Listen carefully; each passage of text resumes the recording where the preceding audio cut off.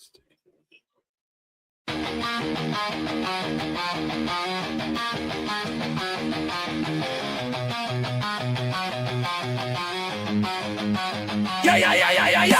Wake up with coffee and sports. Sunrise glow, listen coast to coast. A flow like you know. Offensively, who made them? Oh, Patrick Mahomes. Sideline to sideline with plays to show. This network's got the spark.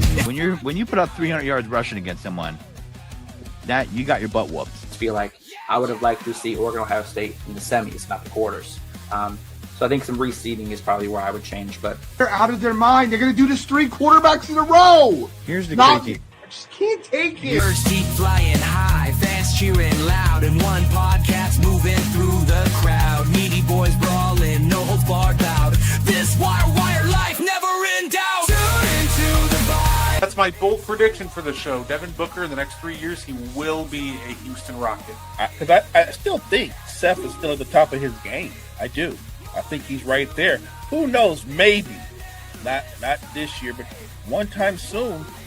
Why wouldn't we potentially see Seth and Roman? Tune in the vibe.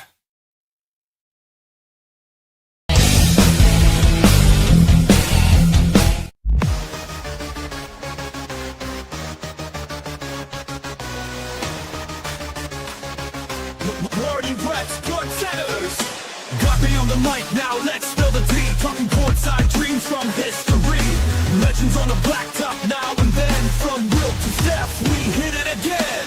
All better chimes in, let's go deep. Young bloods rising, can't skip a beat. Puppy prospects with fire in their eyes. Draft night suckers and hoop dream high. Wire to wire, bring the heat. Podcast magic can't be beat. Do better, we're more better. We're who cares? Trendsetters. What's poppin', y'all? It is your boy, Gardi3, and welcome to the And One podcast. Of course, joining me, like every week, he is the greatest co-host of all time. He is Mo. How you doing, Mo? Hey, what's going on, Brett? Welcome, chat. Let's get into it. No, absolutely. So, of course, you know how it is. You know how you got to start. Underrated player of the week. Of course, we always start out picking a player who we think is underrated, who is being overlooked and underappreciated. So, Mo, why don't you get us kicked off? Who's your underrated player of the week this week? This one's going to be a little bit different, but fun for me. My underrated player of the week is a guy who he really peaked and had his biggest moments in college. But he went on this incredible run in the midst of a tragedy, leading his team in a deep run into the NCAA tournament. I'm talking about Bo Kimble. Anybody ever remember the famous Loyola Marymount, the run they went on, obviously after the tragedy of Hank Gathers, who collapsed and eventually died? Bo Kimble was amazing during that run. He the scoring output, the leadership, like it was so exciting to watch Loyola Marymount play. They were must-see during that tournament. And that year, I don't know if you know this, Brett, that college basketball actually had a one-on-one tournament. And Bo Kimble ended up winning that one-on-one tournament. He beat Gary Payton in the finals to be the NCAA one-on-one champ. So a guy that had an amazing college career, an incredible run that will never be forgotten. Underrated player to me is Bo Kimble. Hey, you know what? I love it. That's a great one. I went with a vet on the Spurs, actually. Obviously, all the talks around Fox, Wemby, Harper. But, Mo, how about Harrison Barnes this year? He's been lighting it up from three. He's got not very many isolation attempts, but he's been very efficient in isolation for them this year on his limited attempts. I got to admit, Harrison Barnes was somebody last year. If you would have asked me, I said, yeah, he's probably just done. He does not look good. But credit to him. He's really worked at it. He's come back, and he's provided the veteran presence and floor spacing that team needs. So I'm going to give a shout-out to Harrison Barnes for my underrated player. I like that call out. Harrison Barnes has been a solid player throughout most of his career.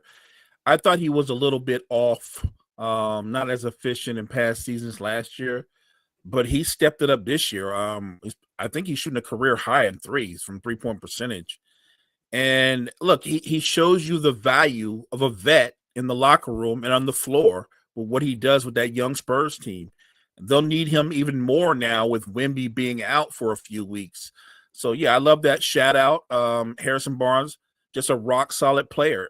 He fits in that same mode as a guy like Udonis Haslem, just the kind of glue guy who can give you on-court production, but it's invaluable in the locker room and on the bench. Absolutely, Mo. And look, have a little fun doing this. I got something fun for us, Mo. I got the NBA stock market. We're opening it back up this week, Mo. I love it. The stock market's back. And I got 2 players for us this week, and it's really simple. Do you think that they're as bad as they started out the year? A change of scenery? Or do you think they pick it up later in the year? Mo, if first guy, Pods of the Golden State Warriors. He has been brutal to start the year, to put it nicely. Do you think that this is just a cold slump, or do you think maybe he got overhyped to start his career? I think there'll be a leveling off. I do think that he's not shot the ball well, and this is actually a continuation of how he shot the basketball in the postseason last year. And maybe what it is what we saw earlier in his career, that first year, that year where he shot a high percentage from 3 was more of a mirage. And maybe he's a guy that needs to work the mid-range more and get more in attack mode and get to the basket more. I think Pods is still a really good basketball player, but I think it's clear he's not a pure shooter. He's a streak shooter at best. And if that's your lot in your NBA life, that's not a crime. Dante DiVincenzo, a player you know very well, fits that same mode. He's a very streaky player. I've seen Dante DiVincenzo go 8 for 11 from 3. I've also seen him go 0 for 11 from 3. So there's a balancing act. What Pods has done well this season, though, he's been really good defensively, and he's been excellent as a third facilitator for that Warriors offense. So he's still finding ways to be effective, even though he's not shooting well. So, like I said, I think his stock's at about as lowest as you're going to get it this year. Are you buying in that stock, or? I am going to buy into that stock. I think he'll be better. I think when it's all said and done, he'll shoot better. He'll be more efficient. So I'm going to buy into the Pod stock. Hey, fair enough. Honestly, I am too. I don't think he's as bad as he's played. So, but there is somebody who I don't know. I might not be sold on him. The other guy I got for you, Mo, Tyus Jones. He has been very rough. Now, I'll give him credit. He just had his best game as a Magic a couple nights ago. Do you think that's a turning point for him, or do you think that maybe it's time to start looking at someone like Jace Richardson? Buy or sell Tyus Jones stock? I hope it's a turning point for him.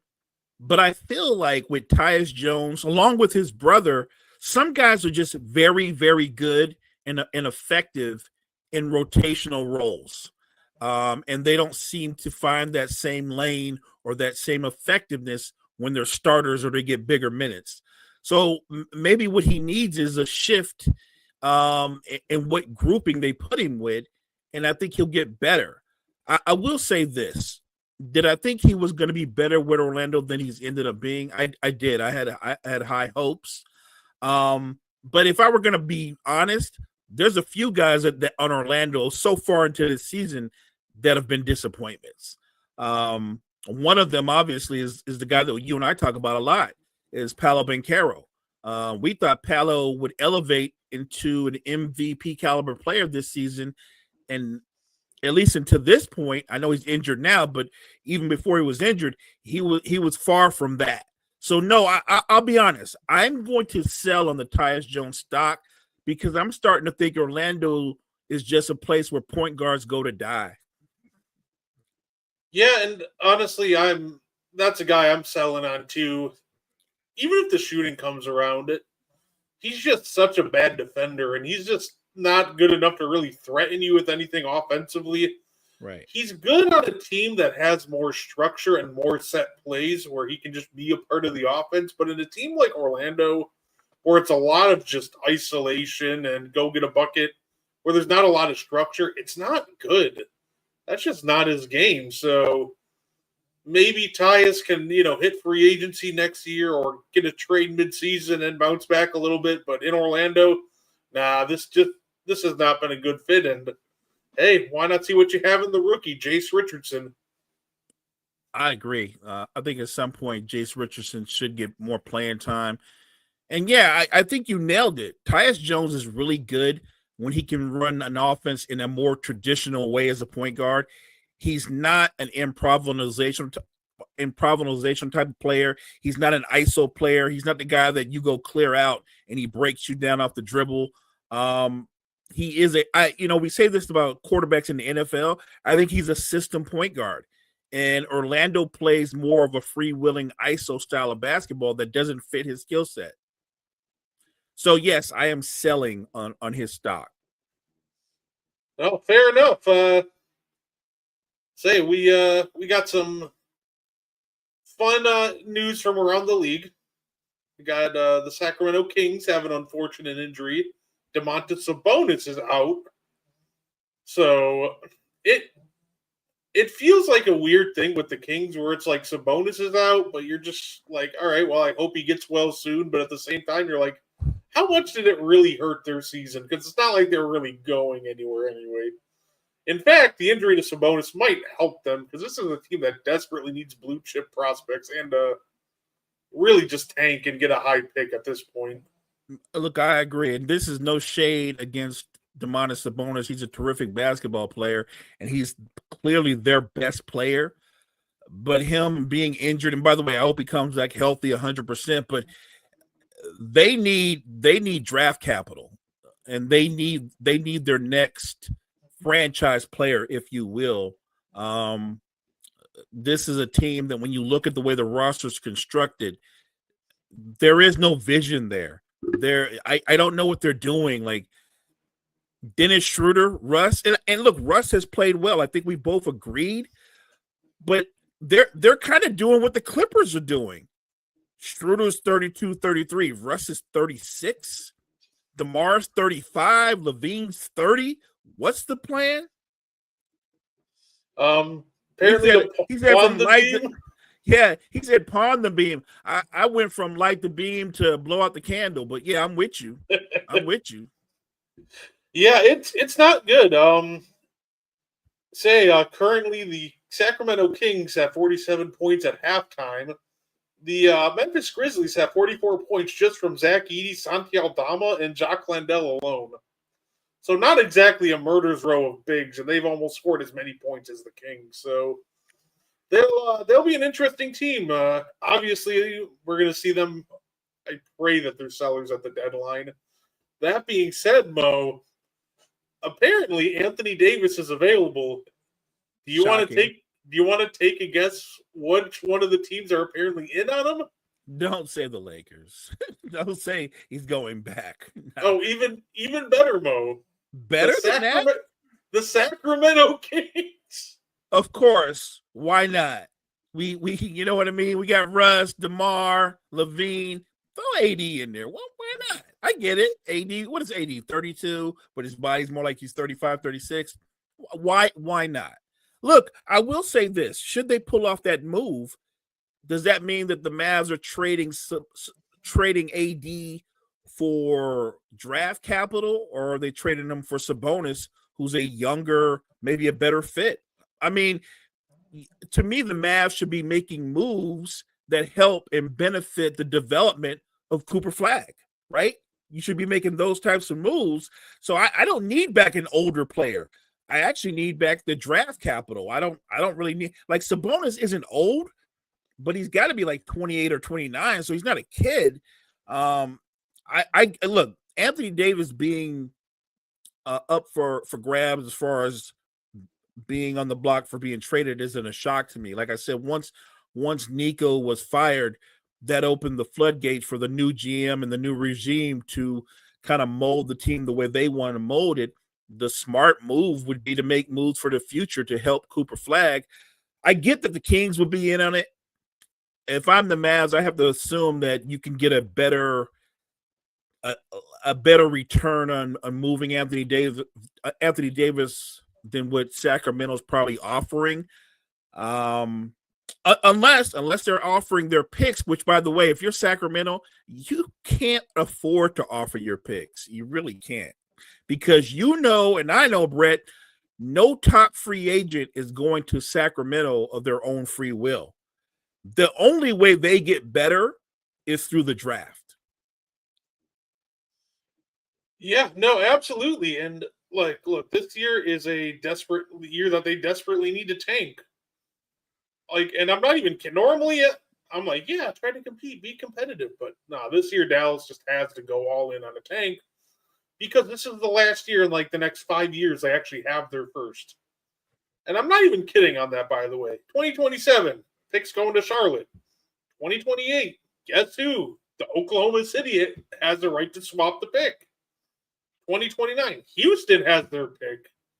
Say 2030, the Spurs have their first. They don't have another first until 2031.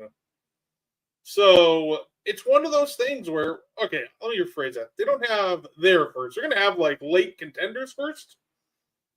But yeah, it's one of those things that if you're the Mavs, you just kind of have to go all in on tanking.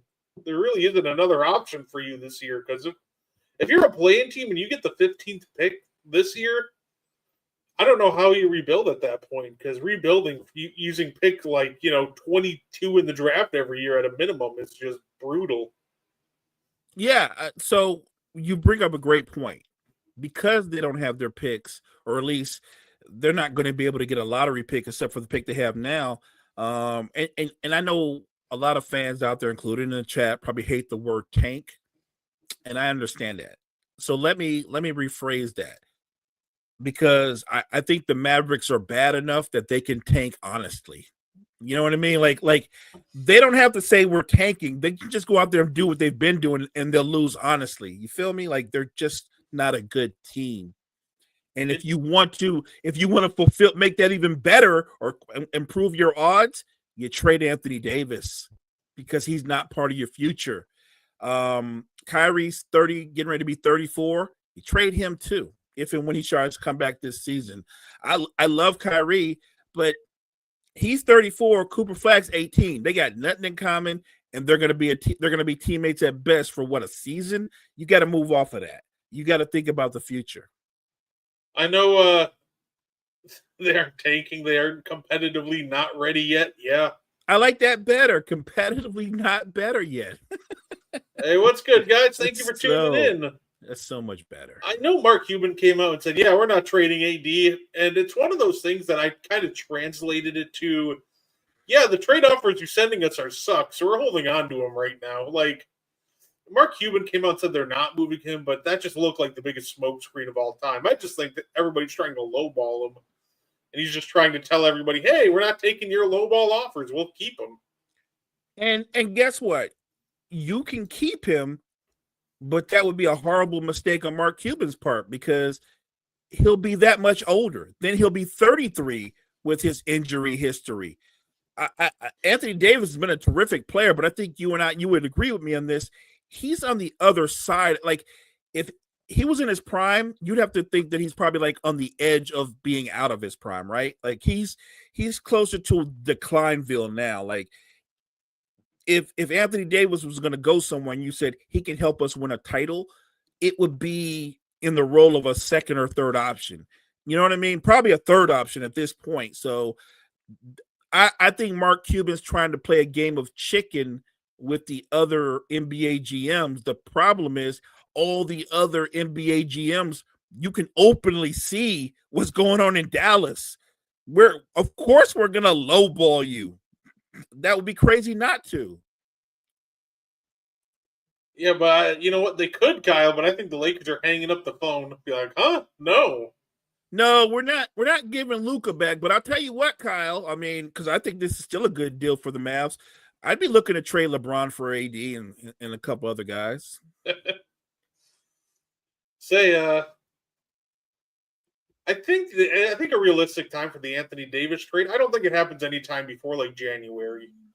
Here's the thing. Obviously, December 15th is the day that all the contracts from free agency are able to be traded away. Right. I do think it would be foolish to trade them before all of those at least get lifted because, well, obviously, once those restrictions are off, then you have more options. So LeBron can go back to Kyrie Fair. Right. You can put the band back together. See, Kyle feels me. Exactly. Hey, get Kevin Love on the cheap.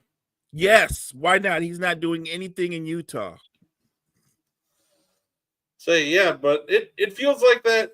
I would wait if I were Cuban. I think it's the right call for now, but I think December 15th, you definitely start looking really hard around the league. You got to wait for those free agent restrictions to go up, but I do not expect Anthony Davis to be a Dallas Maverick by the end of the year. I agree. And also, look, when you're moving a piece that big, you might need a third team because I think it's going to be one of those kind of moves or kind of deals where multiple bodies are going to get moved. So it's probably going to end up being, when it happens, a 3-team trade. No, absolutely. And of course, Mo, who's everybody tanking for? Well, I'm here to talk about at least one of the prospects. That's right. We're bringing back puppy prospects because it is my King Charles Cavalier Peanut's birthday today. Happy birthday, Peanut. Oh, yeah. So I figure, he's passed out behind me. I can hear him snoring.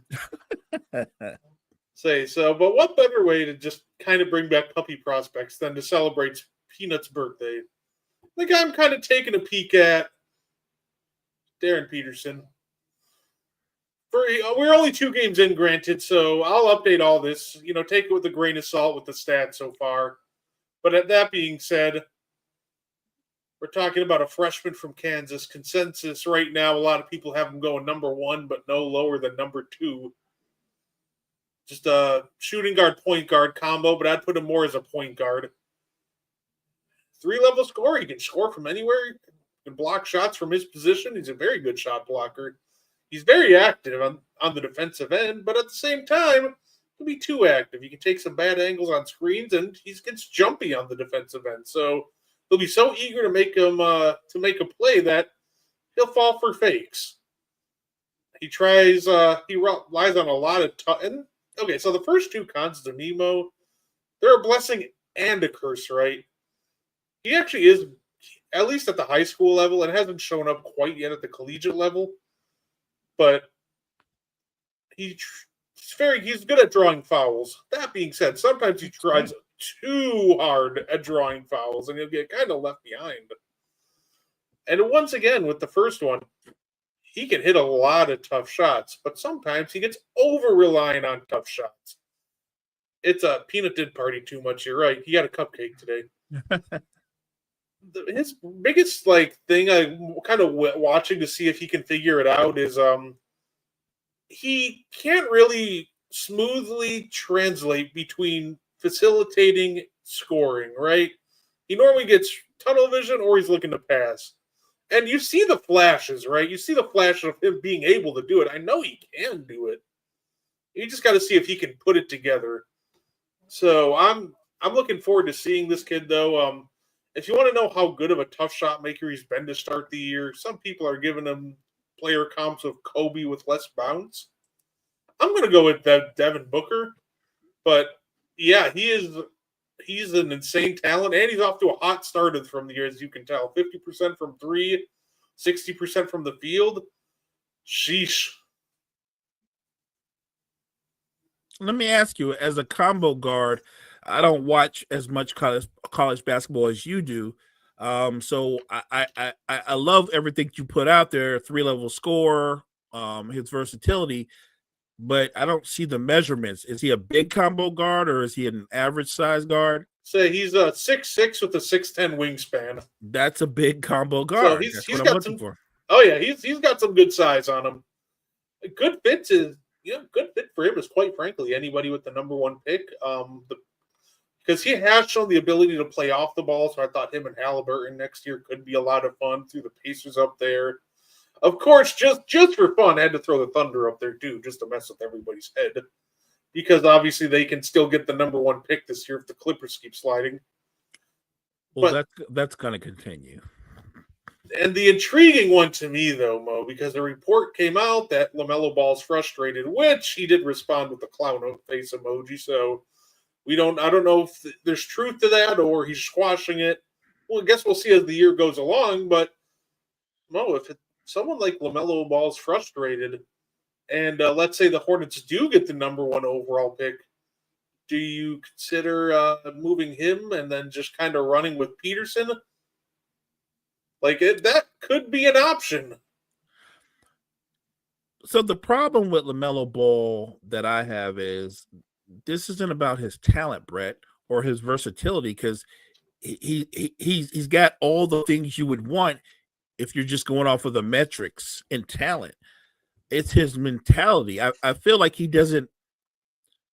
I feel like he doesn't take basketball serious. I feel like he's like, you want your best players, or any of your players for that matter, to be competitors. He reminds me of guys that I used to compete against when I was in high school who were more talented than me, but I knew that I could own them because they didn't want to work as hard as I did. They didn't have any dog in them. They had talent, but they weren't dogs, and you could get after them.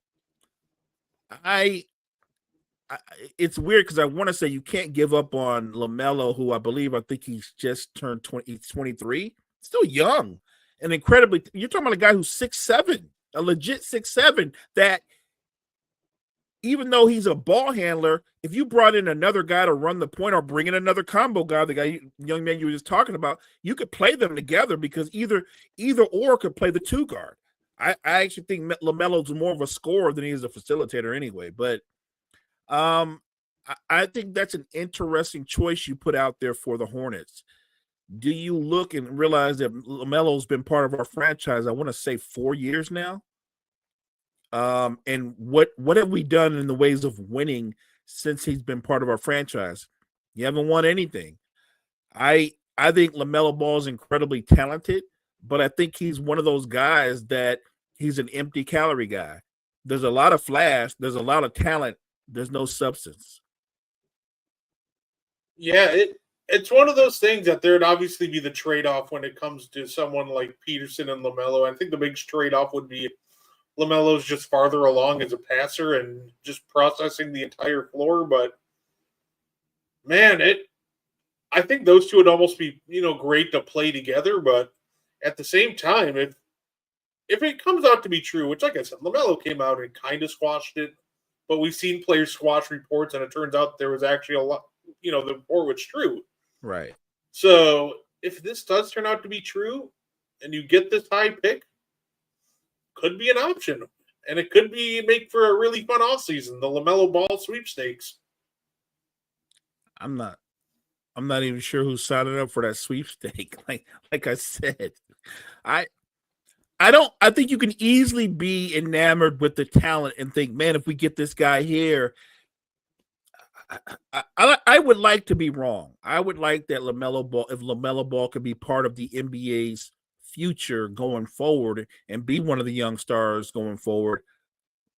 My gut instinct is he's closer to being Zach LaVine than he is being SGA. Okay. Because I think Zach LaVine is the perfect measurement or comp for any guy like that. Not just him. You could say that about marketing and some other guys. Like on talent, I'm talking about on talent. Zach LaVine is a top 10 NBA talent. But in terms of how he applies his talent, how he plays the game of basketball, his mental, it's just beyond disappointing. You can't make someone be an alpha. You can't make someone be a leader. Zach LaVine, for all that talent, like he has that kind of talent that Vince Carter had, and we should have been talking about Vince the way we talk about Kobe and other guys, but we didn't, because Vince, there was something not there. It's the same thing that's not there with LaVine. I think it's the same thing that's not there with LaMelo. And I don't want to water down marketing, but I feel about marketing the way that I feel about Porzingis, that on a title contender, marketing's a third option. Same way Porzingis was. I just think some guys are just vastly overrated because of their talent. There might be a sweepstakes for LaMelo, but I think if there is, it'll be a sweepstakes with a bunch of bottom dwellers.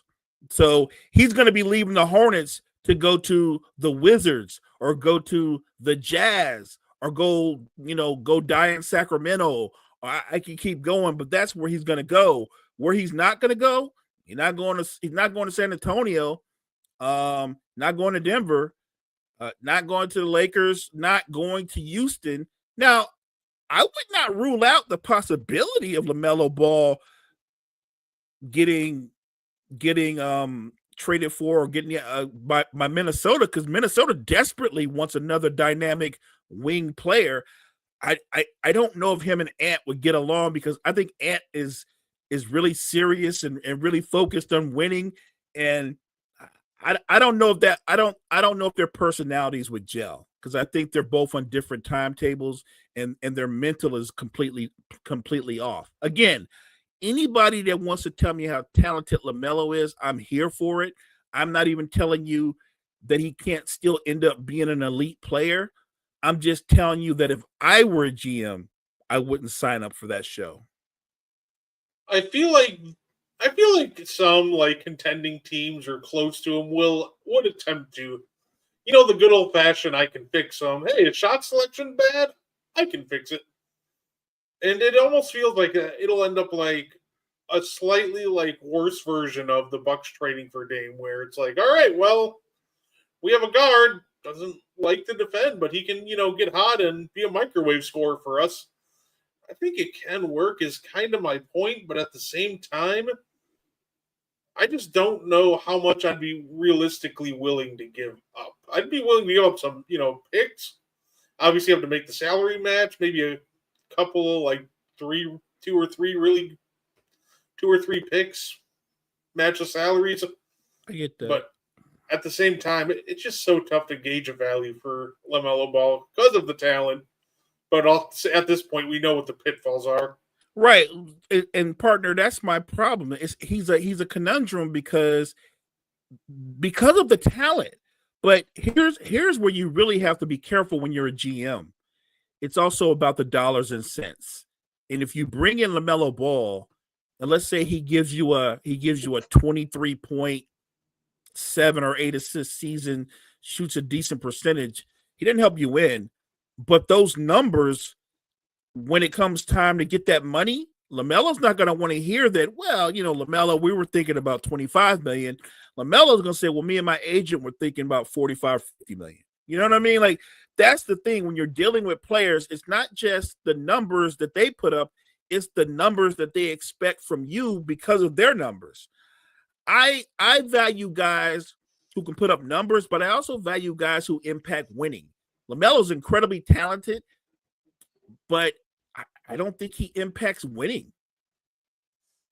LeVar wants LaMelo on the Clippers. There we go. I think the Clippers want LaMelo on the Clippers. Like they need some young guys. I'd sign up for that. I was going to say Clippers probably don't want him. He's too young. You're like, what? Point. That's a good point too. Right. You're only like 23 years old now. Right. Can't be having that. We're only looking for guys 30 and up. So, Mo, I'm going to play a game called Which is Worse? Clippers still won't win anything. You're right. Facts. Which is worse? I've seen 2 trade proposals today. And both of them are downright bad. And I want to play a little game. Which trade proposal do you think it's worse? Okay. I think I know the answer, but the one I just saw recently is just too funny not to mention. We'll start with that one, Mo. So, former NBA player Theo Pinson goes, the Rockets should trade for Kyrie Irving. Now, on the surface, you're like, they need a point guard. It could work. Maybe use, Van Fleet's salary to get things rolling. Theo Pinson said, Yeah, you're gonna have to give up one of your pieces, say bye to either Ahmed Thompson or Alprin Sengun. And I'm like, who are you trying to trade for Kyrie? Like 33-year-old Kyrie coming off an Achilles tear? Like, so that is option number one. And I already see your displeasure for that one. It's terrible. That's not terrible. That's stupid. That's so dumb. Look, I'm a Kyrie Irving fan. I believe you're a Kyrie Irving fan. Houston's not going to trade their franchise center and their wing, who's going to be one of the dominant wings going forward for the next 10 years, for a 34-year-old point guard coming off a serious knee injury, which will greatly affect how he plays basketball. One of Kyrie's superpowers is his quickness and ability to change directions. You don't think that surgery impacts that? And this isn't Kyrie having that surgery at 27 or 28. He is 33 years old, man, and he's closer to 34. Who'd you say this former NBA player is? Theo Pinson. He played on the bench for quite a few teams. There's a reason why Theo sat on the bench. You know what the hell he was talking about? Stupid. That's not a bad trade. That's just a dumbass trade. Well, Mo, what if I told you this other trade might be worse? Say Zach Lowe said he proposed this trade idea, and it involves Lauri Markkanen. So Lauri Markkanen is going to Detroit in this one. And at first half, you're like, okay, I can see it. That could be interesting. And then you see the package. He suggests Jaden Ivey, Ron Holland, Tobias Harris, 4 first-round picks, and 4 pick swaps. So you're sending 2 young prospects, Tobias Harris, and 8 picks over to Utah for Lauri Markkanen, which to me is also just absurd. And who came up with this dumbness? Zach Lowe. I think Zach Lowe's drinking. That don't make any sense. First of all, Lauri Markkanen, I know it seems like he's like 23 or 24. He's 28. He's been in the league like 8 or 9 years. He's been on 3 different teams. He's a good basketball player. But when you look at the numbers that he put, by the way, shout out to the Jazz because they've actually been surprisingly competitive this year. That's not primarily because of Markkanen. It's primarily because their young point guard, that kid is an absolute monster. But I digress. My point is, why would you pay a king's ransom for a player who made 1 All-Star team in his entire career? For a player who was a primary scorer for a team, has never led them out of the doldrums of being a bottom dweller. Lauri Markkanen is really good at being a big fish in a little pond. I don't get me wrong. Do I think he could help Cade out in Detroit? I do, as a sidekick, as a 2, maybe even a 3.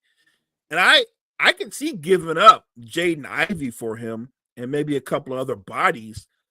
But you said, did you say 4 number 1s? Yep. And then 4 swaps. Yeah, you get that when you're trading for Porzingis. You probably get not Porzingis, but when you're trading for Joker, when you're trading for Giannis, probably when you're trading for Luka, unless you're Nico, because you don't know what the hell he's doing. But not for Lauri Markkanen. You look, very good player. I'll simplify. Is Lauri Markkanen one of the 10 best players in basketball? No. The answer is no. He's not one of the 10 best players in basketball. Why in the hell would Detroit make a dumbass trade like that? Yeah, it's so bizarre. And it's funny because I saw a 3rd trade, but it to me, I'm like, all right, that's just, it was like, I forgot who suggested this one. They're like, oh, well, they should trade, the Heat should trade Tyler Hero to build around Norman Powell. And then they suggested trading him to Milwaukee for Bobby Portis. And I immediately went, you should do that. I agree. I know you'd be down for that trade. See, that's another good example. I like Norman Powell. He's a really good player, instant offense type of guy. correct me if I'm wrong, though. I believe Norman Powell's 30 or 31, and Tyler Hero's 25, maybe 26, and pretty much can do what Norman Powell does, and he's probably a full 6 or 7 years younger. Like, what is the logic in that? You don't build. Look, first of all, you don't build around Norman Powell. Okay, you like, respectfully, because I'm a Norman Powell fan, but you don't build around him. The same way I'm a Malik Monk fan, but you don't build around Malik Monk. I'm sure Celtics fans love Peyton Pritchard, but they don't say dumb stuff like we need to build around Peyton Pritchard. You know what the guy is, and you know what they bring to the table. That is another. Do we have any trade suggestions that are realistic and make sense? Because so far you're killing me. As of right now, nothing that I've seen. Nothing good that I've seen. These trades, by the way, they're from real people, but anybody with common sense knows these are 2K trades. These are the kind of trades you try to get away with on 2K. And guess what? Now, because as time has passed, even the AI is going to be like, no way in hell. They're not doing that. Oh, absolutely. It looks like we're going to get a 40 piece from Tyrese Maxey tonight. He's at 32 at the end of the third. But look at that, my Bucks are still up 4. Ryan Rollins and friends are, winning with the power of friendship. Apparently, Power of friendship. I like that.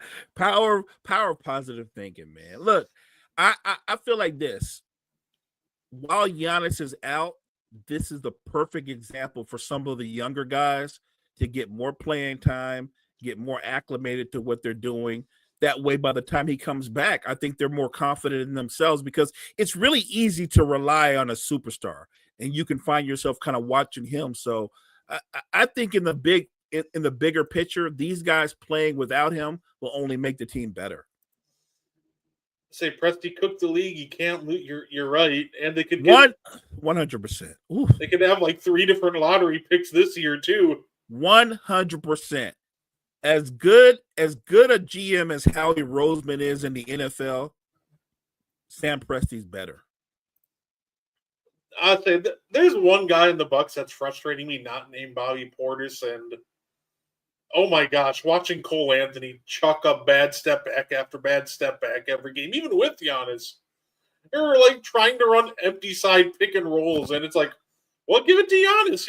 He's 1-on-1 down low. He's like, nah, I'm stepping this back. I'm like, Cole, I'd almost rather watch Mark Sears. Please stop doing this. You can pass.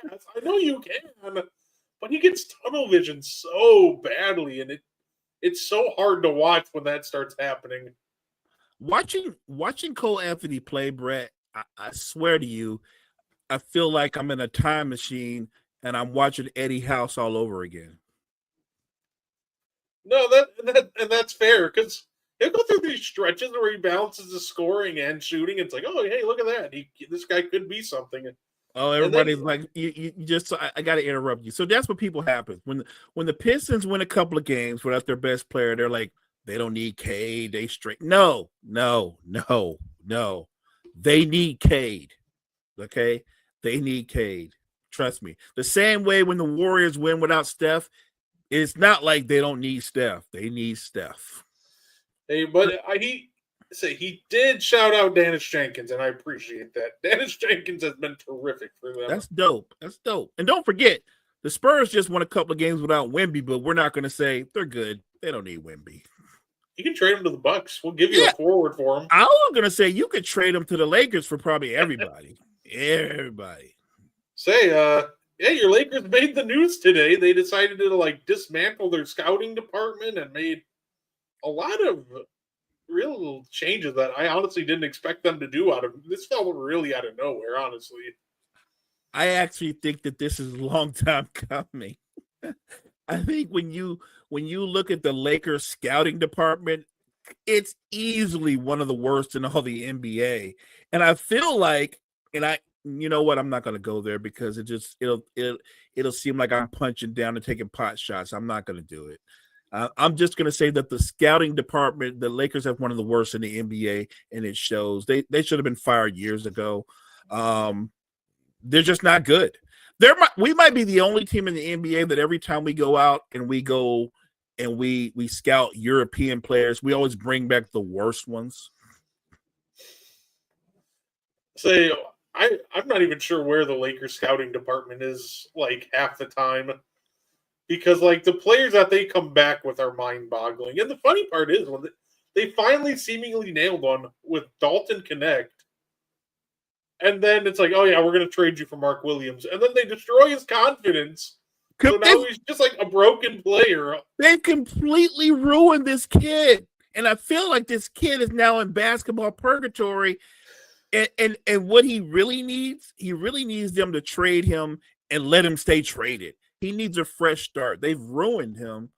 Oh, but somebody in the chat, can you guys trade the Kings?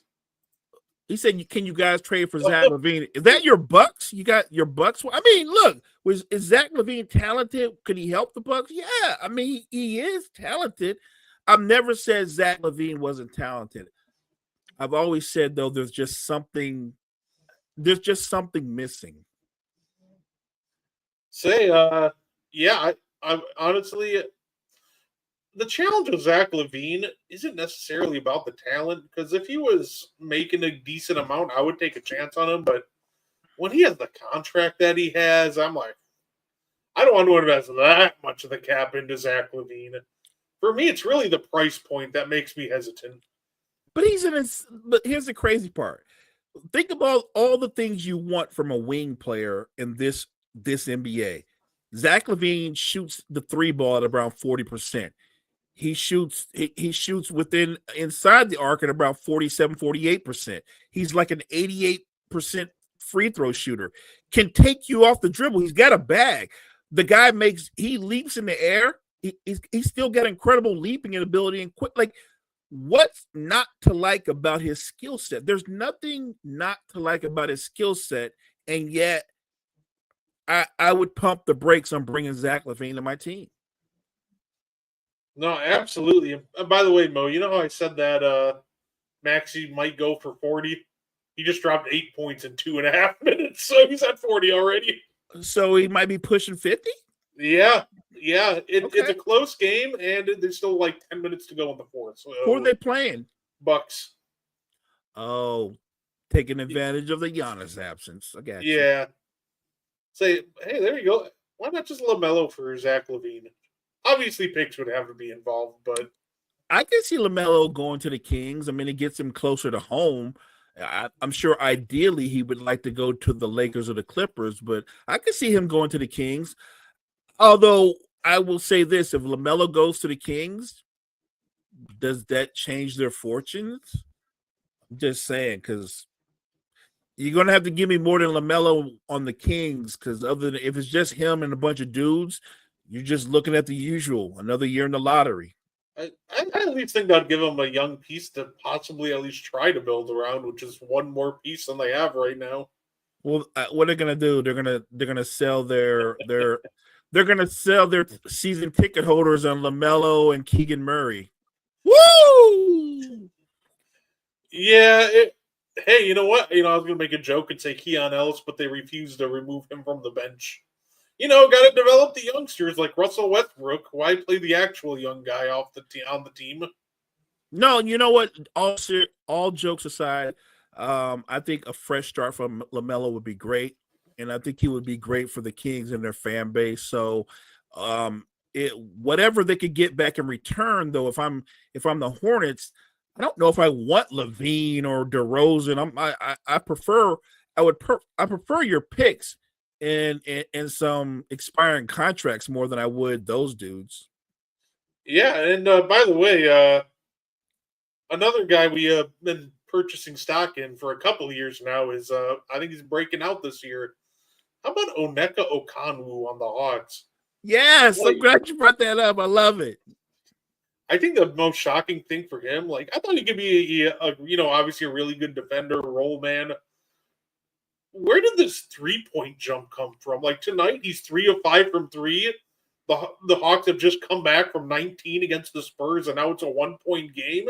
Like him and Jalen Johnson are going crazy, and That's the part that's throwing me off about Oneka. I'm like, okay, the defense, I get it. Finishing around the rim, I get it.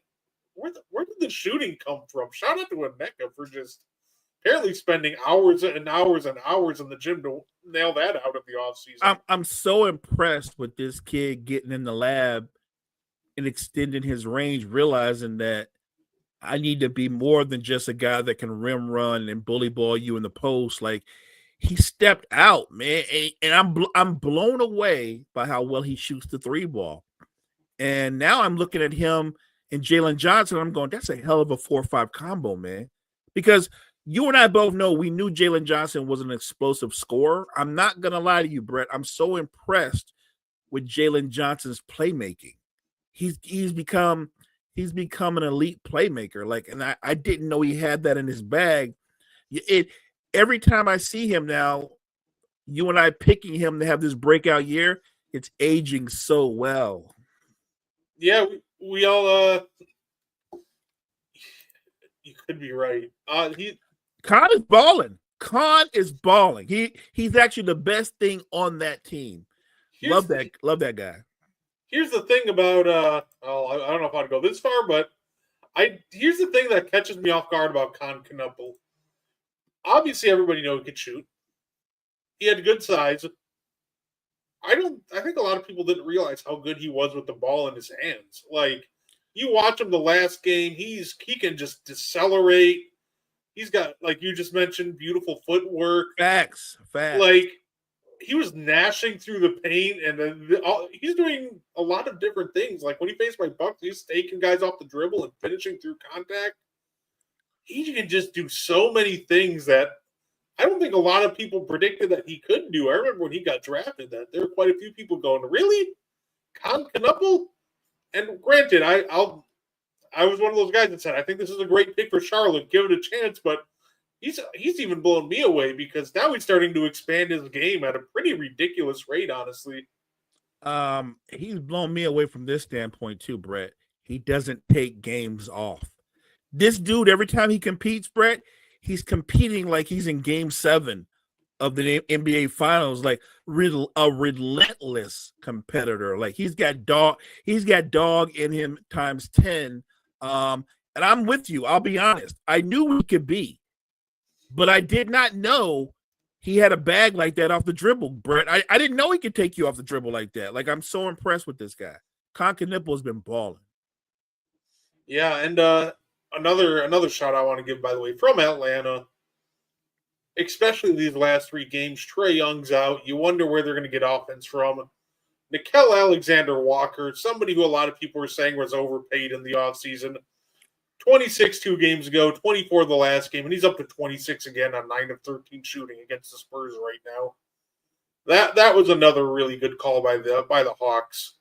So I got to give them all the credit in the world, too. Atlanta, they're just making the right moves, it feels like. They could very well be something, special if they just keep building up like they are. Like, they could be a real threat in the East if you let this marinate for maybe another year or so. I am not saying this to denigrate Trae Young because, I've told people 1,000 times, while I'm not his biggest fan, I do recognize how special a talent he is.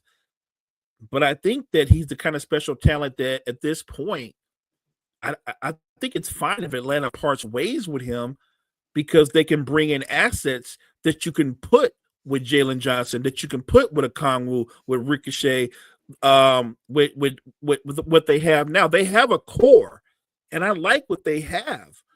I think Trae Young can go to a number of places and still be a star, still be an impactful player. I think this is one of those, if it should happen, it could be one of those parting of the ways that benefits both player and franchise. Now, my one friend, shout out to Reverse Enigma, with this idea. He actually came up with an idea like this, and he was having a little fun with this. He said, what if every team that just parted with their point guard who they're having problems with? So a 3-team swap involving LaMelo, Trae, and John Moran. Why not? Okay. Let's just shift all, I guess we'll call them the problem childs, onto different teams and see how it goes. So in that case, Ja would go to Atlanta, Yeah, and Trey would go to Charlotte, then LaMelo go to the to Grizzlies. You know what? As a fan, I'm kind of here for it. I want to see it. Hawks are better without him. Again, we're talking about an all NBA point guard who can drop 20 and give you 11 dimes. As an offensive talent, he has not been a disappointment. Now, sometimes he can be a little inefficient. I just think that with Jalen Johnson and the surrounding cast they have right now, they play differently because everybody else gets more involved. That's all I'm saying. Like, if Trae Young was there right now, I don't think we'd see Okongwu get the opportunity that he's getting to shoot the three ball. I like, as good as Trae is at setting guys up, he's also a very ball dominant player. And without Trae Young, the ball moves a lot more. And here's the thing, right? The challenge with this idea of moving on from Trae Young, and here's where it starts to get a little shaky, right? That means you're buying into the health of Jalen Johnson. Jalen Johnson has missed significant time for like the last 2 seasons. He's on a good run now, and me and Mo have said we're big fans and we think he could be an all-star caliber player. But at the same time, as much as I believe in him, that's also you buying into the idea that, he's giving you 60, 65 games, and that's been a challenge for him at times. So I know that Trade's going to be up for an extension. We'll see if they can find middle ground, because I'm sure he'll want a max. I don't know if the Hawks will agree, but it almost feels like right now it'd be a safe bet to keep him, because let's just make sure that, these Jalen Johnson injury concerns are behind us before, moving on from Trae. Because they don't really have any viable ball handling or playmaking outside of those two. You're not putting the ball in the hands of Dyson Daniels. Like, no, Nickel Alexander Walker could give you a little something. A little bit. That's not his strength. He's more of a finisher than he's more of a scorer than a playmaker. But I hear where you're coming from. I guess my only pushback would be is that, look, you can't guarantee anybody's health. I mean, we are having a conversation about Trae Young while he's currently out for health reasons. That's going to be on the table for anybody. Look, everybody's got this big vision of Wemby being the face of the league for the next 15 years. I hope they're right. I'm a Wemby fan. But what we can't predict is he going to be healthy or not? Wemby might live up to our expectations in terms of his talent when he plays, but he could turn out to be one of those what-if guys that plays 45 games a year. Like, there's no way you could know. So I feel if you're going to pull the trigger on a Trae Young, pull the trigger. The health thing is going to be there all the time. It's like I said, Wemby's got issues. People are wondering about his health. There's a lot of young stars out there for whatever reason that struggle with health. Jalen Johnson may be one of those, or maybe he's on the other side of it. I don't know, but I wouldn't let that make me push the pause button if I thought that I could get assets back that could help the Hawks right now. Like, you're not going to get star for star if you trade Trae Young, right? I mean, I know that proposition about the 3 stars being traded, that's not going to happen. But if you trade Trae Young, could you get back pieces that could make the Hawks that much better? And they're younger than him. Absolutely. Why not? I think the biggest thing, though, that makes me think a Trae Young trade might happen if they can't come to a contract extension is you might be able to get a secondary playmaker. And obviously what I mean by that is you do have the Pelicans pick in the draft this year, upcoming draft, and they are awful. So if they continue this run of just awful basketball, you could just very well end up like sleepwalking into a top 3 or a top 5 pick in the draft. So I think it's very possible. Like I said, the only thing I was concerned about, only reason with Jalen Johnson gave me more concern than most is this is a guy who's only played over 60 games once his career so far. So that's fair. Look, that's fair. But at the same time, I completely get your point, and this maybe if you're the Hawks, maybe you wait to see where the draft falls. And I'm only putting it out there that way because look at Zion, right? Look at Zion. Pelicans still gonna hold on to him. If I had a guy that was that injury prone, I'm so far removed from the highlight dunks from when he played at Duke. You got to move off that dude. A guy that you and I have high hopes on for the Hawks, Trey Murphy, very much like Jalen Johnson, struggles staying healthy. It's just one of those kind of things. I'm looking at the Pelicans. I'm like, pretty much most of their roster struggles with health. Yeah, hey, it'll be interesting too. They apparently another name that got mentioned was they were talking Trey Murphy, and it sounds like it might take like 3 firsts to get Trey Murphy out of New Orleans. 3? Wow. I mean, I think highly of him, but you just made a great point about Jalen Johnson that would apply to Trey Murphy as well. Like, he's an incredible talent, bro, but the guy's never played. I don't think Trey Murphy's ever played 65 games. I could be wrong, but I'm pretty sure he never has. If he did, he must have did it in his first year. It's one of those things where I think the Desmond Bane trade really threw off the value of a lot of these guys. But I think what a lot of people fail to realize with the Desmond Bane trade, for example, is, well, I know you guys agree, but yeah, one of the things with the Desmond Bane trade is a lot of people don't realize that, guess what? It wasn't 4 picks for Desmond Bane. It was like 2 for Desmond Bane, 1 to get off the contract of Cole Anthony, right? 1 to get off the contract of Contavious Caldwell-Pope. Right. So I think the value for Desmond Bane was actually probably closer to 2 firsts than 4, but it's flashier headlines if you just say 4 firsts. So right.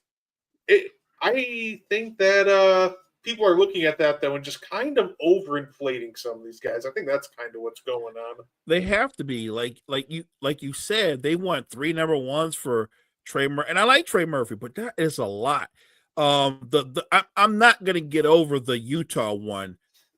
I can't even remember all of it except that there were 4 number 1s, pick swaps, and they wanted players like for marketing, as if when we say, Mo, give me the best players in the NBA, I'm going to say Joker, Giannis, marketing, Luke. No, marketing's not in that conversation. He's a good basketball player, a very good basketball player. He's not one of those guys. If you're not one of the 10 best players in basketball, nobody should be offering up 3, 4 number 1 picks for you. You're not that guy. And look, I hate to sound like a hater. I'm not being a hater, but I'm being honest. He's 28 years old. He's never going to be that guy. Yeah, I completely agree. To me, that it was just an absurd trade from the jump. Was that the Zach Lowe one, or was that other crazy one? That was the Zach Lowe one. It was 4 firsts, 4 pick swaps, along with Jay Ivey, Ron Holland, and Tobias Harris. I have to believe that somewhere we'll find out down the road that Zach Lowe's actually related to marketing. maybe through marriage or something. You don't know what the hell he's talking about. I say also, it's somebody I want to shout out tonight who's playing well. Of course, got to shout out my guy Ryan Rollins. Big reason the Bucks are in this game right now. He's going for 24 and 12 right now. It gets fun to watch. Somebody said something crazy. I thought it was crazy. But you're more balanced than I am on some of these things. They were saying if they had a choice, the Knicks would trade, if they could, they would trade Jalen Brunson for Donovan Mitchell. And I said, no, they wouldn't. No, they wouldn't. I'm a fan of both players. And you can give me everything that makes Donovan Mitchell special, which we can start with the quickness, the athleticism, the explosiveness, all that. And Jalen Brunson is still a better basketball player. The beauty of Jalen Brunson is there's a mental toughness there in clutch moments that I haven't always seen from Donovan Mitchell, but I've seen it from Jalen Brunson. He's not the athlete that Mitchell is, obviously, but that doesn't determine who the better player is. Jalen Brunson is the better basketball player. I think, what's funny? I think the big reason why you don't make that trade, to start off really is contracts. Like Jalen Brunson took a massive discount. He's like arguably on the best deal in the NBA right now for a reason. He did give him a hometown discount. Facts. So you don't give away that, right? Donovan Mitchell is talented, and I fully believe in him. I think Donovan Mitchell can be the best offensive player on a championship team. Keyword on offensive. I don't think he'd be the best player, but I do think he's talented enough offensively to be that guy. But I like the way you said that, because wouldn't that apply to Brunson too? Yeah, they're in the same boat in that regard to me. Yeah. It just feels like that when it comes to D. Mitch or Brunson, they just go about their games in such a different way that, you can just kind of pick and choose, right? Brunson's a bit more cerebral inside the arc, but he can shoot outside of it, honestly. But he does like to try to get a lot of, free throws, where D. Mitch will settle for a lot, more difficult shot diet at times. So I don't think you can go wrong either way, but I don't think the Knicks would trade Brunson even if the Cavs came over and went, hey, we'll give you Donovan Mitchell, even if it's just based on the contract alone. Even if you think that Mitchell is better than, Brunson, which I guess it depends. That seems to flip year to year. I don't think there's that big of a difference where you give up what is the best contract in the NBA, arguably, for him. So yeah, look, we can always have that conversation, me, you, or anybody else, when somebody goes, so you're saying Jalen Brunson is that much better than Donovan Mitchell. I'm not saying that. What I'm saying is, if I had a choice between the two, because I agree you can't go wrong, but if I am making my choice, I'm going to take Brunson because I think he is a little bit more cerebral. And even though Mitchell is incredibly explosive, the thing about Brunson is, like, everybody's got a secret power. His superpower is he seeks out contact. He actually seeks out contact and plays better through contact, even though Mitchell is more of a freakish athlete. Whereas Mitchell, as talented as he is, and I love him, he will sometimes settle and let the defense off the hook and take these deep contested threes when, with his speed and athleticism, if I'm getting downhill, I'm living in the paint. I don't think you can go wrong, but I do think one just plays a more mental and cerebral game, and I favor him. Yeah, absolutely. It's one of those things when it comes to those two. It's like, well, one made the All NBA team first team last year, and Donovan Mitchell, but the year before it was Brunson, and those conversations. So, yeah. No, I don't agree with the idea that you're just flipping them without a second thought. So, yeah, no, they're both terrific players, and look, I'm sure you would want either one of your team. I'm certainly would want either one of my team. I wish I had that luxury to be able to go, well, I'll probably just take Mitch. I'll just take Mitch. You know what I mean? I'm not greedy. I'll just take D Mitch. But it's, man, maybe, you know what? I'm sure Rob would be down. Then again, knowing Rob Pelinka, if the Cavaliers came calling, he'd be like, nah, I can't give up Austin Reeves for D Mitch. And look, and I'm a Laker fan through and through, guys. So hear me out. I am really high on Austin Reeves, but I'm also honest. Austin Reeves is not Donovan Mitchell's equal. Let's not get crazy. The funny part is, I want to say, I don't think the Lakers would do that, but then I remember I watched them actively not trade for guys like Kyle Lowry because they didn't want to part with Horton Tucker. So I'm like, yeah, you know what? They actually just might do that. Never mind. They might not be smarter than that. Yeah, Rob has made some wild decisions, so yeah. Yeah, no, absolutely. Say, you know what? I'll give Horst some credit. He cooked this year. I do like the team that we have. But we might need to move on from a few pieces. I'm guessing Bobby Porter's trade might end up happening at some point, but I'm impressed with how competitive the Bucks have been, and I don't even think you guys have played your best basketball yet. So I do think you're going to be in the thick of things in the playoffs.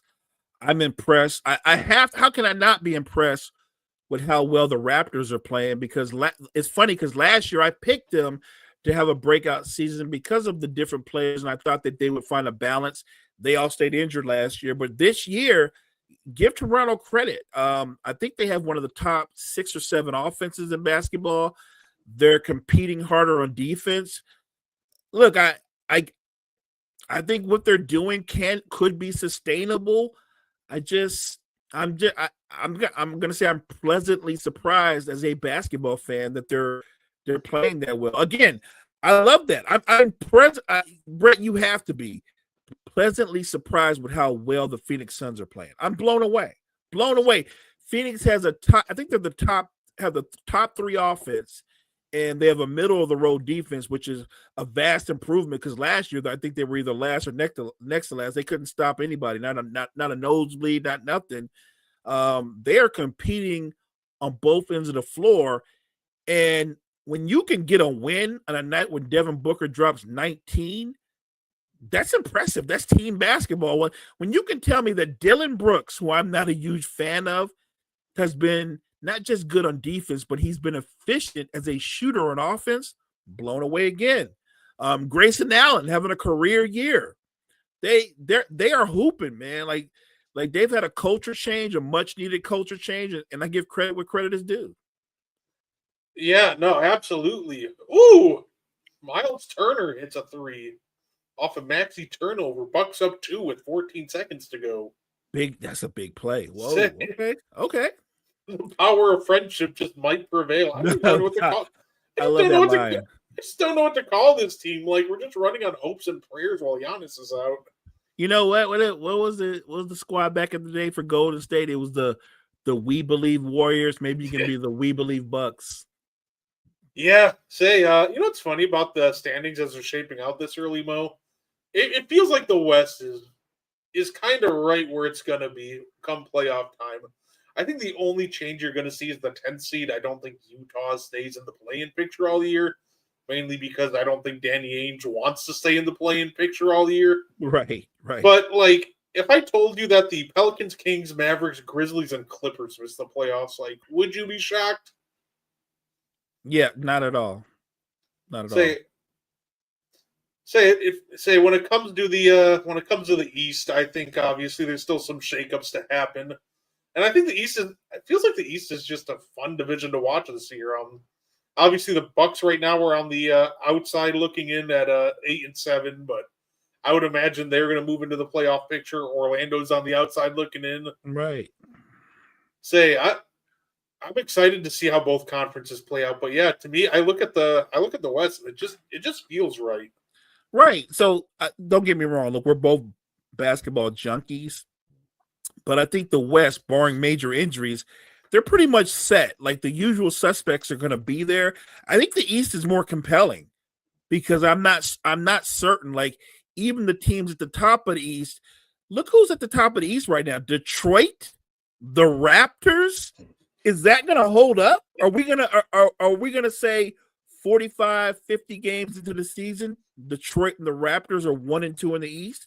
That's kind of impressive, but that makes it's also very compelling because I'm like, wow, the Raptors, because what they're doing now, I that's my only question. Like, is that sustainable? Is Toronto going to be there another 25, 30 games from now? Like they could be.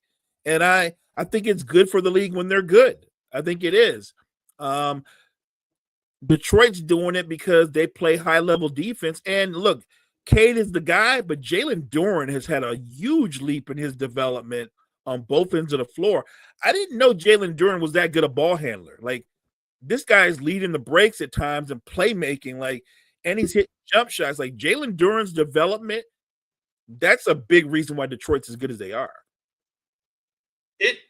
Jalen Duren's development. It's funny. At first, it felt like it's just how they were guarding Cade because they started picking him up at half and gave Duren a lot of runway to work with. But now Cade's going off the court and he can legitimately carry them for stretches. Like, yeah. I don't know. He's like randomly taken like Alonzo Moore and Amari Stoudemire leap where all of a sudden he can put the ball on the floor, dunk it, hit a midi, like. Genuinely, it's been such a fantastic watch. I love watching the Pistons. It has been. I didn't, like I said, I'm so impressed with him. I'm a fan. I didn't know I believed he was gonna have a good year. I did not know he was gonna take this type of leap. So I'm very impressed. And I hope to continue. Like, that's the danger, though, right? So when you say they might trade for marketing, they're not going to if that price is really the price. But let's say they do. Chemistry is a real thing. Marketing is a huge piece. Bringing him into that team, yes, that gives you another 20-plus scorer per game, but you don't want his acquisition to stunt what Jalen Duren does. So you got to find a balance. Saying as for the Raptors, look, we know the drill. Every year we have the same exact play-in slightly different order. So we got to get the Raptors back to the play-in to join the Bulls, the Hawks, and the Heat. It's the same thing every year.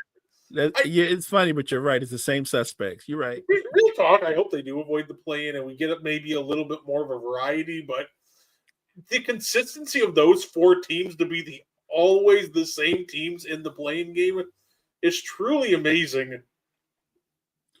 That's a great point you bring up. You're right. It's that old movie, The Usual Suspects. That you're spitting facts now, partner. And look, I would like one of those teams to break out of that doldrums, break out of that cycle. Maybe it will be the Raptors. The Bulls got off to a fast start this season. Then they kind of came back to earth. They had a big win the other night. Look, they're fun to watch. And I keep telling people this Josh Giddey, this is not your OKC's Josh Giddey. That said, I don't think Josh Giddey, I think he can be one of your two best players. He can be one of your two primaries. He needs more. He needs another guy that's a consistent scorer. He's scoring more, but I don't think he's a natural scorer. I think Josh Giddey's default is to pass the basketball, to facilitate. No, absolutely. But hey, that being said, Mo, that's all I had for us tonight. Anything you want to add before we get up on out of here?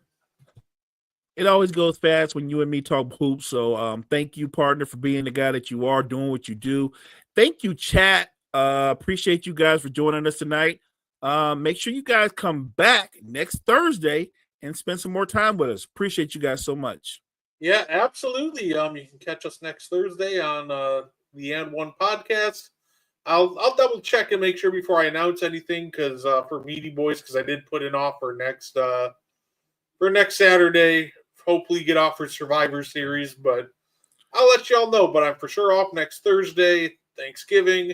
Oh yeah, it'll be a great day for everybody. So that being said, I hope you enjoy the rest of your week, and we will see you